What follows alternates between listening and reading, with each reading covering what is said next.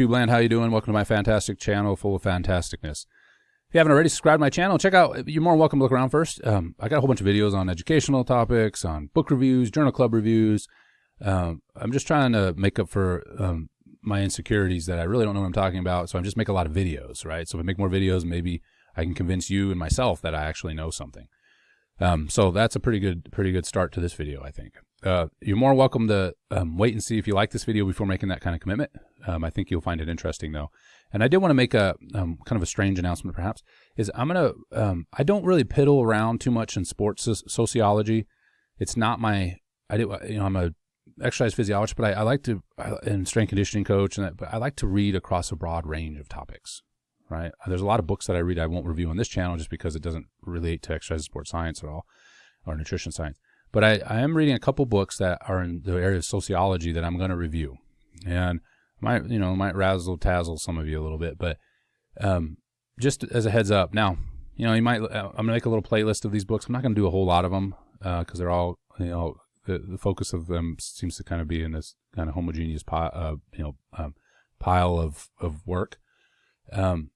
But I'm going to review some of those. So be on the lookout for that. You just might, not interested. No problem. I mean, just avoid those videos. I'm going to still make the bulk of my videos about strength conditioning, sets and reps, technique videos, all this good stuff. But every once in a while, I like to, kind of wander off in the weeds a little bit related to the field of exercise sports science. So anyway, if you see that, you're like, what the heck, where'd this come from? Well, now I warned you ahead of time. Okay, so what are we talking about today? Time under tension.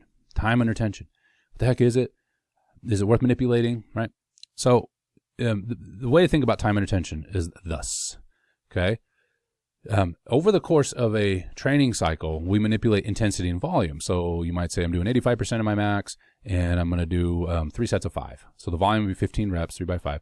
Total amount of volume, 15 reps, and the load was 85% of the max. So cool. Now, if we look inside of a set, though, and even a rep to rep, we could frame it in a similar way to say, okay, how much load is on the bar, the tension, and how much time do I spend under the bar, the volume, right? Okay, so these concepts will seem like they overlap, and they do, okay? But time under tension does not relate to, we don't describe a whole cycle of time under tension, per se. What we're usually describing is a set, and then some people say it's more of a rep, okay? So this is where we're getting the idea of cadences, right? So if you've ever seen this noted, there's like 4 numbers typically. And it depends on who's arranging it, but sometimes the first number is how much time you spend between the rep, and then the next number is the eccentric. So if we think about a back squat, the time that you're lowering the bar, how long does that take? And the next one's isometric. So at the bottom of the squat, how long does it take you from going down to coming up? Okay, and then the last one is concentric. So how long does it take you to stand up? And so you might see these programmed like, sometimes they put X's in there or zeros. That means don't worry about it. Just, it's not important. So it could be X, 4. So you're going to do a 4-second, 4, 3, 2, 1, 1 second transition as fast as you can, and then 1 on the way up. So that'd be a set that's focused on elongating the eccentric. Most of the time, eccentric time on the way down is 1 to 2 seconds. So in that particular case, though, the idea was the rep would have a longer time to do that. Now, if you do 4-second ride down squats, you're not going to be able to do the load you typically can. So if I said do a 4-second ride down with an 85% of your load, 85% max of your 1 RM, you're not going to be able to do all 5 reps if I prescribe 5 reps. It's going to be really difficult, okay, because you're elongating that time, okay? You're going to fatigue the muscle faster. And so you're going to have to take the tension down, the load. And so you might end up working with maybe 70% of your max to do those 5 reps with a 4-second ride down. Okay, so I hope that makes sense. There's this give and take that occurs. I can jack up the time. I could do a 4-second ride down with a 4-second hold with a 4-second rise, right? That would be, that's a long set or a long rep, right? And then I'm going to do 5 reps of that. Boy, that's going to be tough. You can imagine the load is going to have to come down quite a bit. So the tension will come down, and you're really escalating the time. Okay, so there's this manipulation, right? Even if the amount of reps remain the same in the set, 5, and you just messed with the time, the tension is going to have to come down. All right, so there's this give and take. Now, that's on one side, and that's, I'll start there, is if most of the time we elongate the eccentric, most of the time, so like on the ride down itself. So I might do 4-second, 6-second, 8-second, be brutal, ride down. There's a famous strength coach, Cal Dietz, came up with triphasic training. Perhaps you've heard of this. I've used this before with athletes and myself. And you do 2 weeks of eccentric focus, so ride downs. So you're increasing the time under tension. You're going to sacrifice some tension, but you're going to do 4-second ride downs, let's say, on the squat for 2 weeks. And then you do the next week, you do a regular ride down. So in other words, you're normal to the bottom of the squat, but then you hold for 4 seconds at the bottom. So now you're working in the isometric portion. And then 2 weeks after that, you do that for 2 weeks. And then the next 2 weeks, you do just a regular cadence. So you go back to your normal cadence where you don't have extended time, but you have now back to a return to normal tension. And so the idea is you get stronger. And it does work for a cycle. I found it does work for a cycle. And I'll tell you why you don't want to typically do increased time at the expense of tension, especially if you're talking about strength.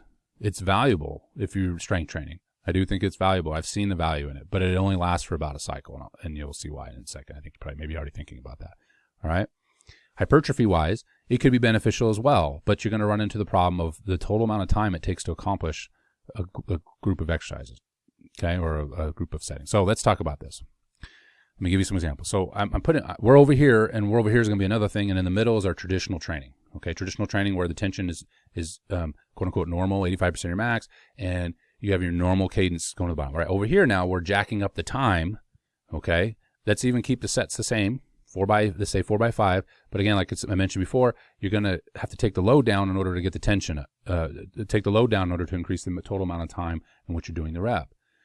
You can do this in any exercise. You can do it with biceps curls. You can do it with lateral raises. And you know, typically when you do this, you might not do a whole cycle of every single exercise you're doing this. You might just rotate it in. Okay, I'm going to do a cycle where I do this for squat, but everything else is going to be normal, right? That's kind of more traditionally how I've used it. It's a good variety piece. You will get sore, especially the first week, because that increase in time is unaccustomed, okay? There's benefit of it. You could get a strength bump off of it. However, if you continue to increase the time at the expense of tension, you will get weaker in the second cycle, okay? And the reason is, how do you get stronger? You got to lift heavy stuff, okay? The tension matters. The tension matters, both neurologically and physiologically, meaning, and I know they're kind of the same thing, but physiologically, morphologically to the muscle, that's a better word, right? The actual structure of the muscle, okay? So if you keep the tension down too low for too long, you're going to get weaker, okay? You have to have the tension, all right? So that's the downside of doing an increase in time, is you will lose tension over time. So it's a good variety cycle. On the hypertrophy side, remember, volume is the main driver now, not the load necessarily, but the volume is, I'm not saying it isn't important, but volume seems to be the main driver of gains in skeletal muscle, right? And that makes sense for a variety of reasons. A lot of it has to do with fatigue, recruiting all the motor units. You know, this just increased total amount of, you can think of this time that the muscle's exposed to a stimulus. And so its natural reaction is to build both the contractile proteins, and I went into this in another video, I don't want to go down too far of this, but also some of the supportive structures that keep the muscle from fatiguing. The muscle gets bigger, okay, even connective tissue. All right. Now, you can imagine, though, if you're trying to extend the volume, you start at 4x5 4-second ride downs, and your goal is to extend the volume out. Let's say you're not even going to add sets. You're just going to add reps. Just keep this simplistic. And you want to move to the point where you can do 4x10 4-second ride downs. How long is that set? That's a long set. And you're going to do 4 of them with normal rest, right? If you only have an hour to train, it's going to take forever to get that done, okay? And so while I also think I think selecting one exercise, and I do this with clients, like select one exercise and do ride downs for a whole cycle with one exercise, that's fine. But over time, it's going to take too long to do this for multiple exercises and extend the volume up for extended periods of time. It just takes too much total time to accomplish this, in order to see value in it. Remember that we want to build out the volume. So with hypertrophy, I think it's also valuable to do it for a cycle. For one exercise, you could say, I'm going to do this for one exercise per day. I'm going to do this. But the other ones, I'm just going to leave normal, right? Great. Okay. That's a limitation that I see in it when it comes to hypertrophy. It's not like it's a waste of time. It's not like, because you still could have a lot of volume with it, but you're going to lose that total amount of time that you could be doing more exercises and more volume, period. The other part is, again, you're going to adapt to it, right? So you're going to get sore that first week. And then the stimulus for adaptation is not going to be as high because the muscle's pretty smart. It adapts. Okay, so I would encourage you to rotate that. So that's the negative side of increased time. By the way, I would not advocate doing like super slow training, meaning don't have this slow rep on the concentric side as well. Most concentric reps try to move as fast as possible where you maintain the tension on the muscle. So no momentum, right? It's still a smooth contraction, but you want to try to push as hard. And the reason is, looking at the size principle of motor recruitment, on the ride downs, we're trying to manipulate what's called the repetition method, where we fatigue the muscle. And so over time, you climb the size principle of motor recruitment through fatigue and then recruit the big, quote unquote, big guys, right? The type 2X fibers, if there's any on board, or the hybrid fiber, whatever it is, the biggest fibers that you have, you'll recruit them that way. If you move fast, the dynamic way, you also recruit those big fibers. So you kind of trying to get the best of both worlds. You're using the time, ride down, hold, or ride down and hold, could be both, and then come up as fast as possible. You're trying to, also stay within those big fibers. Those big fibers are the ones that hypertrophy the most, not the smaller type 1 fibers. Okay, so you're trying to reach them in two different ways. One through fatigue, and then you might be already fatigued and you're already using those big fibers and you don't have much left. Still come up as fast as possible, even if the bar looks like it's hardly moving or the dumbbells looks like it's hardly moving. It's the intent that really matters. So intent to move fast. So hopefully that's helpful. Okay, so that's over here. In the middle is our traditional training. So now the tension comes back up. You can do 85% of your 1RM, or you can do 80% of your 1RM, and you can do the prescribed load of 8 reps or whatever it is, 2 to fail, 1 to fail, whatever. Okay, so now the tension's back up, the time is down. Now this is a good thing for strength, to restore this, right? And this can be a good thing, again, for hypertrophy, because now it doesn't take me as much time to do a set or a rep, and so my total amount of time, or total amount of volume within a session now can come back up, all right? On the other side, I won't spend much time there because that's just traditional training.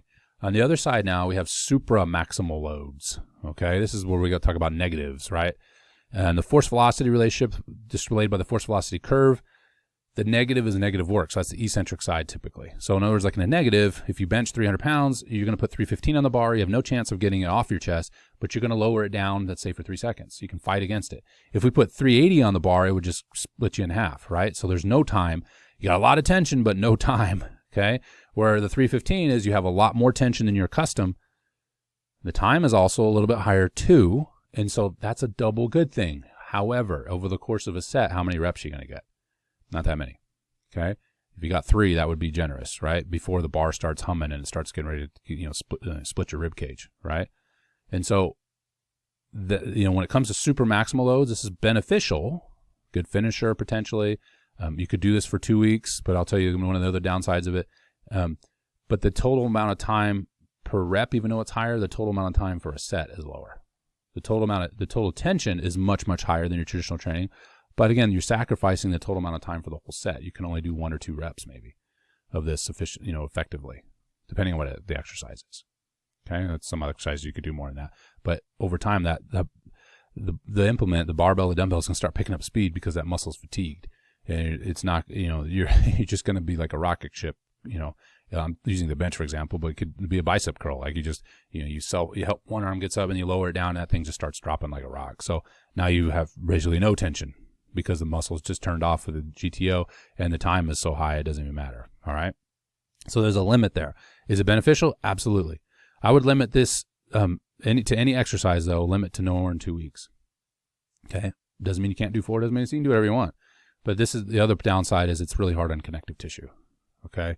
So if you try to do these super maximal loads for more than 2 weeks, you start to increase. I'm not saying you will get hurt. I'm just saying you start to increase the likelihood of creating some sort of connective tissue issue, right? You do that with the bench. You're like, my shoulder's starting to hurt. You do that 4, 5, 6 weeks. You're going to be hurting. Shoulders are going to be hurting. Okay. I don't know how much. I don't know. Everybody's a little different. Okay. I'm not saying this is going to happen 100%, right? But if we're trying to use these training tools effectively, right, there has to be some limits to them. Okay. So that could be those negative work could be good finishers, right? It could be effective ways to, put more tension on the muscle. But yes, it's going to promote some hypertrophy, but it's really going to be valuable when it comes to strength, in particular. Okay, just because the amount of time that you can put into those type of work is going to be limited. So that's why I said it's as good as a finisher potentially than it is maybe the focus of the training session, right? Because you're just not going to be able to get many reps in. Okay, hopefully that was helpful. So we have this continuum: high time, low tension or lower tension. Traditional, good mixing of both time and tension. Over here, I'm going to jack up the tension higher than before, but I'm going to have to sacrifice some time as a result. Okay, and you can move between these. Probably going to spend most of your time in the middle here in this traditional, but you might do a cycle or 2 weeks over here where you're increasing time, and then you might slide over here and do a cycle where you're working in, and maybe just one exercise, right, where you're going to add in a finisher or something like that on the negatives side, doing negatives, where you're really jacking up the tension. You make sure you have a good spotter, right, or whatever system you're using. Make sure you're safely doing so. And then you slide back traditional. So you're, 8 weeks, 4 weeks, 4 weeks, 2 weeks, right? You're just moving back and forth. Now, if you're a beginner, by the way, I'm sorry, I should have told you this up front. You don't need to listen to any of this. Just stay in the middle of traditional training. I see a lot of people get fancy before they get fancy, and certainly the super maximal loads, don't do that. Your connective tissue is not ready for that. There's no need to do that anyway if you're just starting out, because you're going to see gains in strength, if that's your goal, easily, and you're going to see gains in muscle mass easily. The honeymoon period, right? Everybody's different genetically, so when I say easily, it's all relative to your genetics, but there's no need to use either one of these until you're training for at least 6 months. That would be my advice, okay? Like consistently. Right? But if you've been training for more than that, you might try a cycle doing this. If you're like, or maybe even just bored in the gym. Sometimes, again, I've said this in other videos, don't dismiss the engagement with training as an important variable. If you go to the gym, you're like, here's a Monday cycle, Monday I do this. That's not exciting. You're not going to put much effort into that. But if it's like, hey, this is something novel and new, and it's not circus tricks, but it's legitimately going to do something productive, you change an exercise, or right, and I'm going to hopefully talk about that. I think I did a video on this a long time ago, how one of the most important factors that we've seen in a couple of research studies is the variety in exercises, but you can't change them too quickly, right? I mean, you have to be able to master the exercise and see gains in it before you rotate it out. Or, if you're starting to feel stale in an exercise, rotate it out, right? That's a good idea to do, okay? Same idea here is like, I'm feeling a little stale I want to keep squatting, but I just feeling stale with it. We'll do a week of 4-second ride downs. Last thing, and I'll get out of here, is ride downs for a beginner. Let me qualify that with one thing. Ride downs and things like that could be good for a beginner if you're trying to learn technique. Okay. Now, in so doing though, the load would be way down. So in other words, the tension might be 30% of this person. We don't even know what their max is. And maybe this is you just starting out. 30% of your perceived max, and you're going to do 4-second ride downs with the intent of working on your technique. Okay. It's not about trying to get super jacked or anything like that, right? It's about technique. Now, my caution here would be, I'd still, if somebody's starting out, I'd still like them to train for a month before I do this. Because if you increase the time up front, you're going to get a massive amount of DOMs for somebody who's untrained. And they're going to get a massive amount of DOMs anyway, but you're really going to jack up the DOMs doing this. So you can use ride downs for the purpose of improving technique, but don't do it the first month. Just train normally and try to work on your technique with a normal cadence, because you're going to be somebody, or you, or if you're training somebody, who's going to be dealing with DOMs anyway. You don't want to increase the time under tension, early on to the point where, any load's going to be hard for them. You might think it's too light, but even if you do their body weight, they're going to get an incredible bump in DOMs as a result of this, novel increase in time. Okay. So hopefully that makes sense, but it can be used. I've done it before where we worked on, hey, let's work on your squat technique and ride it down slow so you can maintain your leg position or your posture or both or whatever. But don't do this within the first month of training. The first cycle, just get through the first cycle without causing so much DOMs that somebody can't walk. If you're talking about an untrained person or somebody's had a long time that they haven't trained. Whew, that was a long video. I hope you found it valuable though. I'm pouring my heart out to you guys. I'm a little emotional right now because I just have a lot of emotions. All right. I hope you found it valuable. Leave a comment below if you didn't, perhaps. And if you did, don't just send me negative stuff. I like positive stuff too. Again, you're more than welcome now to commit to liking this video or not. Again, subscribe to my channel, and I'll see you all in the next one.